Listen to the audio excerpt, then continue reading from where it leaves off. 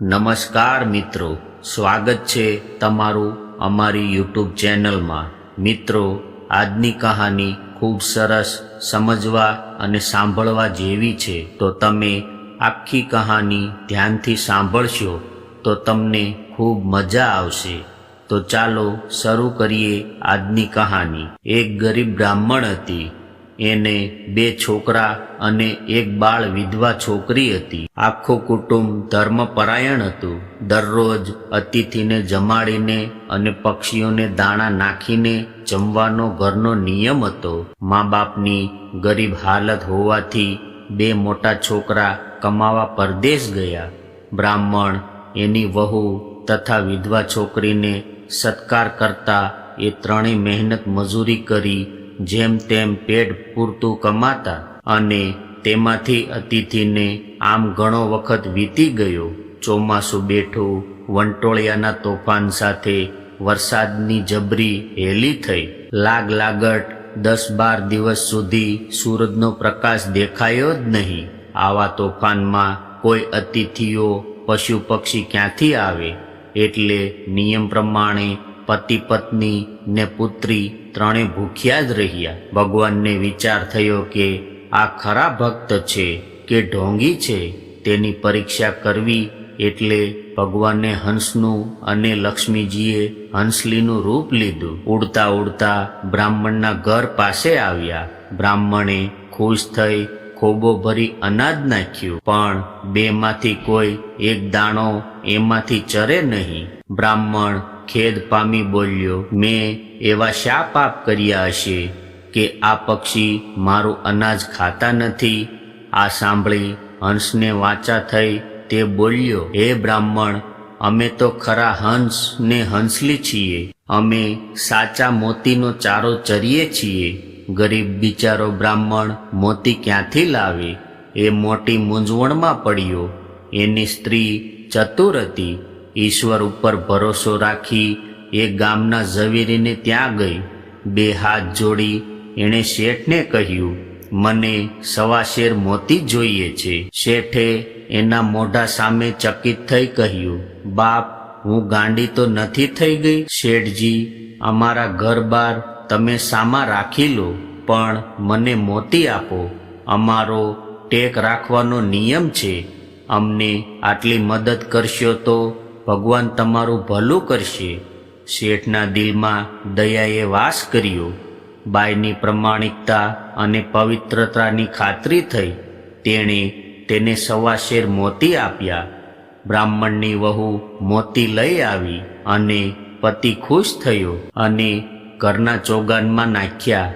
હંસ હંસલી બધા મોતી ચરી ગયા અને પાણી પીને સંતોષ પામી ચોકમાં એક મોતી અપાર વાટે મૂકી ઉડી ગયા। પછી ઘણા દિવસના ઉપવાસથી બ્રાહ્મણ, તેની સ્ત્રી અને છોકરી જમીને પરવાર્યા। છોકરીની નજર ચોકમાં પેલા મોતી પર પડી। તેણે એ લઈને એની માને આપ્યું।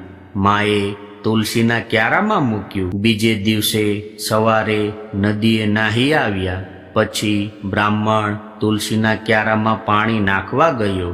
ત્યાં એ તુલસીની ડાળીઓ ઉપર સાચા મોતીની શેર જોઈને અજાઈ ગયો। એ પોતાની સ્ત્રીને કહેવા લાગ્યો કે કાલે આપણે ત્યાં હંસ હંસલીના રૂપમાં સાક્ષાત શ્રી ભગવાન અને લક્ષ્મીજી આવ્યા હતા, પણ ઓળખી શક્યા નહીં। તુલસીના છોડ ઉપરથી મોતી ઉતારી લઈ બ્રાહ્મણની વહુ શેઠને એમના ઉછીના મોતી પાછા આપી આવી। આપેલા મોતી કરતા આ મોતી બહુ પાણીદાર હોવાથી શેઠ લલચાયા ને ફરી કામ હોય ત્યારે બીજા લઈ જજો એમ કહ્યું।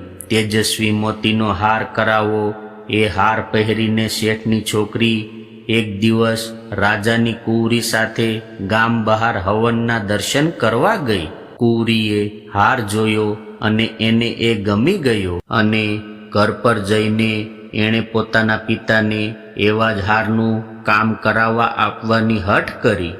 રાજાએ શેઠને માટે તેડાવી તેની દીકરીના ગળામાં જેવો હાર હતો તેવા જ મોતીનો બીજો હાર આપવા હુકમ કર્યો। શેઠે મોતી માટે બ્રાહ્મણનું નામ દીધું. એટલે રાજાએ બ્રાહ્મણને બોલાવી મંગાવ્યો. બ્રાહ્મણે જવાબ દીધો કે મારા તુલસીના ક્યારામાંથી દરરોજ આવા 1.25 શેર મોતી ઉતરે છે. આ સાંભળીને રાજાએ એને ત્યાંથી આખો તુલસીનો છોડ ક્યારા સહિત ઉપડાવી મહેલમાં લઈ આવ્યો. બીજે દિવસે રાણી નાહી ધોઈ પૂજા પાઠ કરી તુલસીના ક્યારા ઉપરથી મોતી ઉતારવા ગઈ તો એના હાથ જ ચોંટી ગયા. રાજાએ રાણીના હાથ ઉચકવા પોતે હાથ અડાડવા જાય એટલે એના હાથ જ ચોંટી ગયા. આમ કુંવર કુંવરી જે કોઈ એક પછી એક એમની મદદે આવ્યા તે તમામના હાથ ચોંટી ગયા. રાજાનો પ્રિયાસ ચતુર ને શાણો હતો. એણે પેલા ગરીબ બ્રાહ્મણને બોલાવી વિનંતી કરવા રાજાને સમજાવ્યા. બ્રાહ્મણને માન સાથે મહેલમાં બોલાવી અને બનેલી હકીકત કહી સંભળાવી. એણે ઈશ્વરનું સ્મરણ કરી તુલસીના ક્યારાને હાથ અડાડ્યો એટલે બધાના હાથ છૂટી ગયા. રાજાએ માફી માંગી તેને તેનો તુલસીનો ક્યારો પાછો આપી દીધો. રોજ 1.25 શેર મોતી ઉતરતા તેમાંથી હવે બ્રાહ્મણ દાન પુણ્ય કરી સુખ ચેનમાં રહેવા લાગ્યો. પૈસે ટકે સુખી થતા દેશાવરથી દીકરીઓને પણ બોલાવી દીધા અને 2 છોકરાના તથા 1 છોકરી મળી એમ મિલકતના 3 ભાગ પાડી સલાહસમથી રહેવા શિખામણ આપી.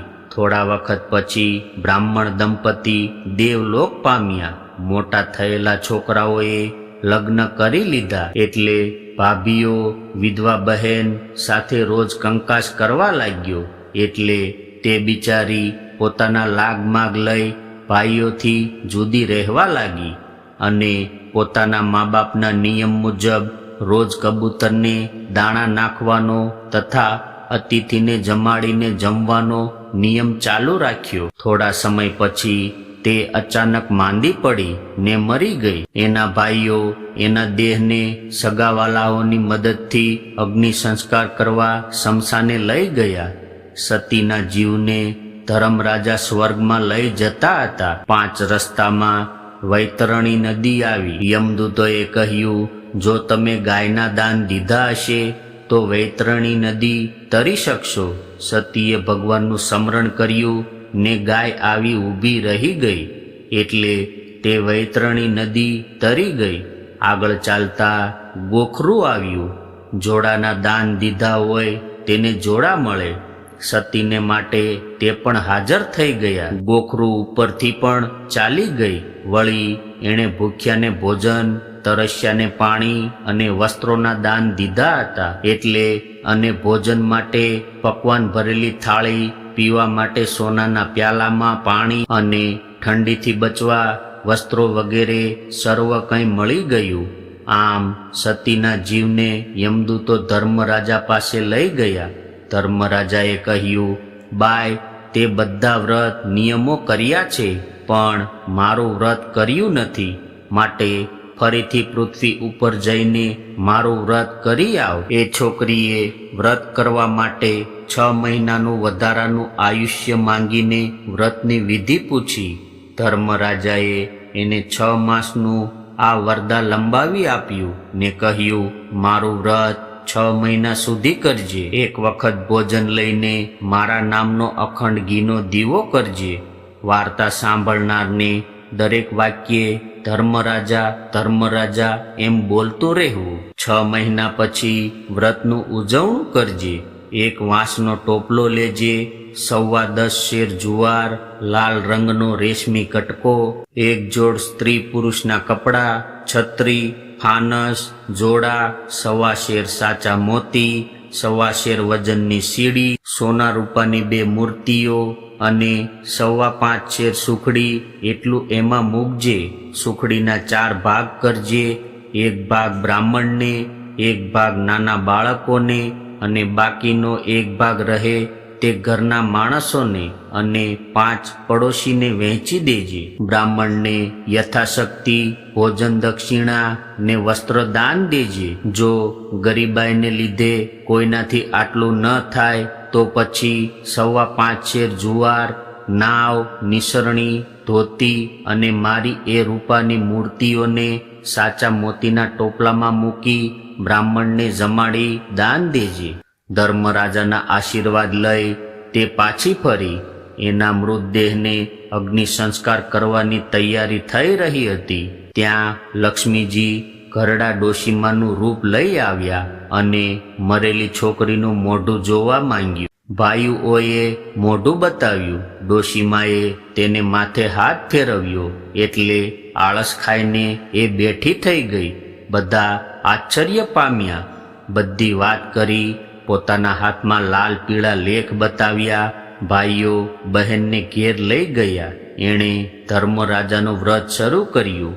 હાથમાં ચોખાના દાણા લઈ તેણે ભાઈઓને ધર્મરાજાની વાત સાંભળવાનું કહ્યું. તો ભાઈઓએ કહ્યું, અમને નવરાય નથી, એટલે બહેનને એ દિવસે ઉપવાસ કરવો પડ્યો.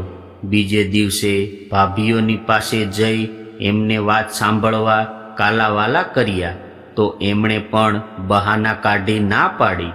એટલે બીજે દિવસે પણ એને ઉપવાસ થયો નહીં. ત્રીજે દિવસે છોકરીએ એક ઘર આગળ ભીખ માંગવા આવેલી ડોશીને કહ્યું. ડોશીએ હા પાડી એટલે એણે વાત કહીને ડોશીએ સાંભળી.